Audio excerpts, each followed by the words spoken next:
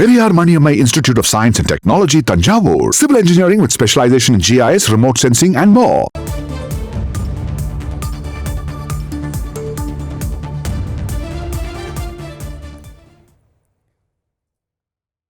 பொன்முடி அவர்களினுடைய வழக்கு தொடர்பாக டிஜிபி காவல் ஆணையர் பதிலளிக்க சென்னை உயர்நீதிமன்றம் உத்தரவு பிறப்பித்திருக்கிறது. முக்கிய செய்தியாக நாம் பார்த்து கொண்டிருக்கிறோம். இது தொடர்பான தகவல்களை எமது செய்தியாளர் சுரேஷ் வழங்கிட நாம் கேட்கலாம். சுரேஷ், வணக்கம். இந்த வழக்கு கடந்து வந்த பாதை என்ன? மேலும் முன்னாள் அமைச்சர் பொன்முடி அவர் மீது இருக்கக்கூடிய இந்த குற்றச்சாட்டு தொடர்பான தகவல்களையும் பகிர்ந்துக்கோங்க.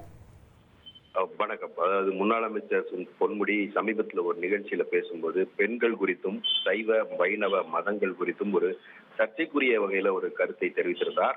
இவருடைய பேச்சு என்பது வெறுப்பு பேச்சாக அமைந்திருக்கிறது என்று சொல்லி அவருக்கு எதிராக தாமாக முன்வந்து வழக்கை விசாரணைக்கு எடுத்துக்கொள்ள வேண்டும் என்று சென்னை உயர்நீதிமன்றத்தினுடைய நீதிபதி ஆனந்த் வெங்கடேஷ் சென்னை உயர்நீதிமன்ற பதிவுத்துறைக்கு உத்தரவிட்டிருந்தார். இதன் அடிப்படையில பொன்முடிக்கு எதிராக நடவடிக்கை எடுக்க கோரி தாமாக முன்வந்து விசாரணைக்கு எடுக்கப்பட்ட வழக்கு இன்றைக்கு நீதிபதி வேல்முருகன் முன்பு விசாரணைக்கு வந்தது.